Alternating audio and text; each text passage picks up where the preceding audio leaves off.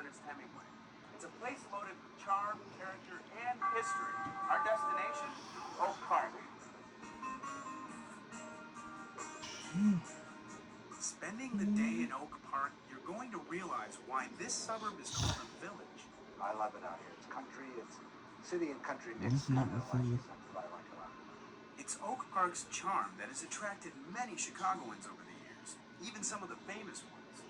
Frank Lipo from the Oak Park Historical Society is going to show us around. Frank, how you doing? Not too bad. Welcome to Oak Park. Thank you. Glad to have you here at Pleasant Home.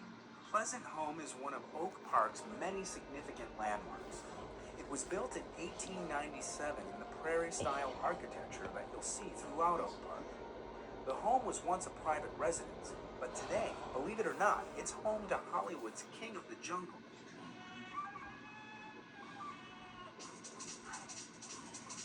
So this is the Tarzan room. Yeah, a lot of people don't realize that Edgar Rice Burroughs, who wrote the Tarzan stories, lived in Oak Park for about 10 years, and he'd grown up on the west side of Chicago and wrote a number of the stories while living here. It was in Oak Park that Edgar Rice Burroughs wrote 4 of his Tarzan novels. In addition to his books, the exhibit shows the many Tarzan films that were made and the actors and actresses who brought Tarzan and Jane to life. Of course, Tarzan wasn't just about books and movies. And we also have goofy things like Tarzan skateboards and Tarzan underwear and Tarzan vitamins and all sorts of games and toys and tie-ins. Burroughs eventually left his Oak Park home for Hollywood as his Tarzan stories made their way around the globe. Trace something like one book of The Son of Tarzan from its original manuscript to all the different editions, including foreign language editions. So, we have a range of things that tell different parts of this crazy story of why Tarzan is so appealing to Oak Park. Oak Park is a community that is proud of its architects, artists, and writers. So you can't come here without paying tribute to one of the greatest adventure writers of the 20th century, Ernest Hemingway. That's right, he's a local boy. And you can take a tour of his birthplace to get a sense of Hemingway's childhood. The child psychologists tell us that by the time you're 6, you are who you're always going to be. And Ernest lived in that house until he was 6. And he was influenced by these great people, storytellers, his dad, the great outdoorsman, his mother, the musician, his uncle, the storyteller of the sea. Down the street from Hemingway's birthplace is the Hemingway Museum. Inside, you can learn more about his childhood as well as his global success as a writer.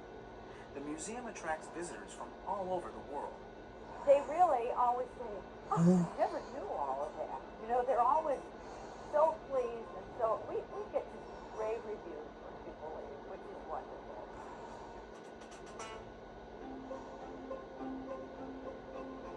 The streets of Oak Park are filled with architectural treasures, thanks mostly to Frank Lloyd Wright, the creator of the prairie style of architecture. Wright built his home and studio here in 1889.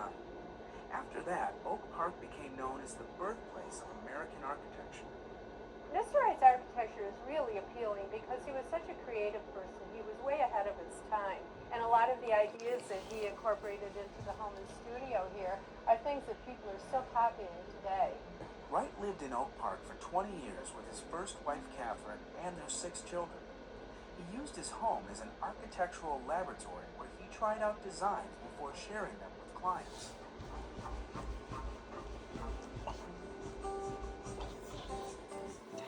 Frank Lloyd Wright's style can easily be viewed by just walking down the street. You can compare his style with the other forms of architecture from the same era. People take walking tours of the Frank Lloyd Wright Prairie School Architecture Historic District, which includes Fourth Avenue, which is one of the many streets. And some people have said it's sort of like a living museum of architecture.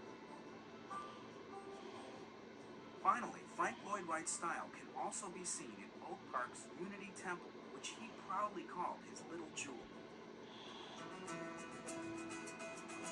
The village of Oak Park has a few other gems, like the conservatory, which was started in 1914 by residents who brought plants here from all over the world.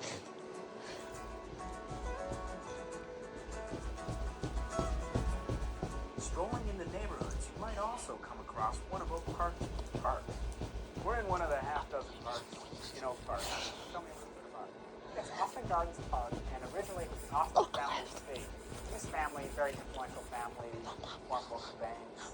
They were behind the temperance movement in Oak Park. Oak Park was a dry community for many years with the sale of alcohol.